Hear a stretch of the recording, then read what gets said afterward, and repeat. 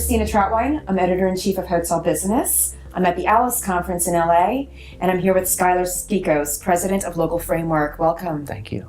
Okay, so before we start anything else, I understand you changed the name of your company to Local Framework. Why? What was it, and what was the reasoning behind that? Sure. So Local Framework is part of Palisades Hospitality Group. Palisades is a creator and an operator of high-end independent hotels and restaurants. And we have about 7 hotels and 30 restaurants within our portfolio. On the hotel side, we own 3 of those properties and manage 4 of them out of that 7. And we really learned that there was an alignment of interest between ownership and management, which was really effective in terms of coming up with better projects over the long term. Mm-hmm. So we launched Local Framework to focus on the investment and the development side of things. So in a nutshell, Local Framework is an investment and development firm that focuses on shaping places with identity and purpose. It creates highly individualized hotels with 3 major defining characteristics, which are sense of place, connection, and meaningful engagement. Well, I think Local Framework's a great name. Thank you. To describe that. So tell me a little bit about Palisades Hospitality Group. So Palisades has an operation component to it. Mosaic Hotel Group is the hotel operation side, and then Moana Restaurant Group oversees the restaurant operations. In addition, we have financial services and accounting through Logis Hospitality, and then also a design group through August Studio as well. So basically the whole idea is we have a vertically integrated company there where we can take it soup to nuts from start to finish on a project. Okay, great. Let's talk about today's luxury guest, because I think that's kind of where you play, right? Mm-hmm. Who are they, and what do they expect from a property? Well, we focus a lot actually on a psychographic, we would say, as opposed to a demographic. So it's really interesting in that our guests can be late 20s into their 70s. So it's a wide range.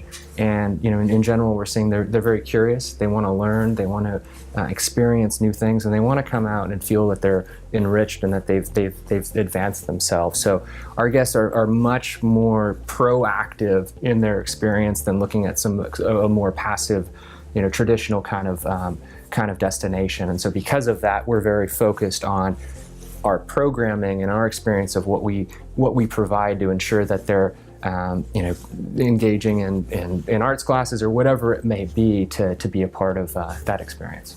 Well, I know everyone talks about experiential travel these days, and that seems to be where it's at. So you seem like you're very much invested in that idea. Yes, and we like to take it a step further because we really think it's not just the experience, but it's an experience where they're actually able to grow out of that. So, for example, we have a project in San Miguel de Allende, about 3 hours north of Mexico City.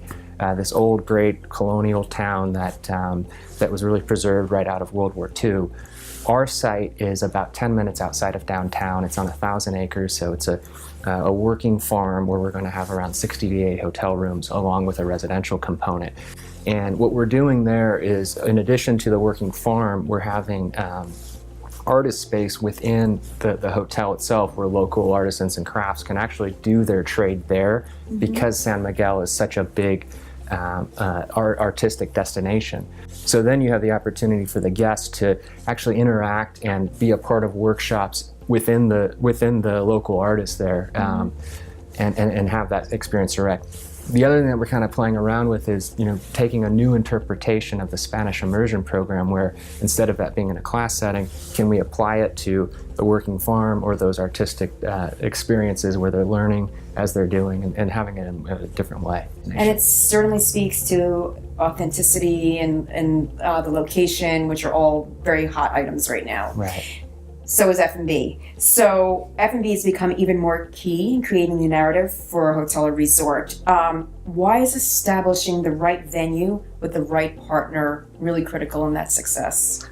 Well, it's really the heart of your property when you think about it, because it's your common areas, and so it's where your guests are. It's the first place that they typically arrive and experience. It's where the locals are, and so it's something that creates the lifeblood there. So we're fortunate in that our background is very much on the restaurant operations side, and so we see that as one of our particular expertise is creating these F&B destinations within our properties, where honestly typically more than half of our guests are from the local community as opposed to staying at the hotel.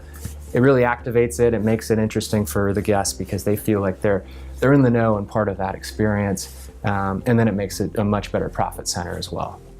Okay, so how many properties are in your portfolio, and also what makes a local framework property? What do you have signature elements? Well, to your first question, within the Palisades hotel portfolio, we have 7 properties that we own and manage, or 3 of which we own. Local Framework, since it's a new launch, it opened or closed on its first property last year, which is called Alima House, which is in Point Reyes. Point Reyes is about an hour north of San Francisco, and it's literally bordered a national park. Amazing destination in terms of a culinary experience, all the hiking and outdoor experience with the park there. And then there's also this sort of funky bohemian element there.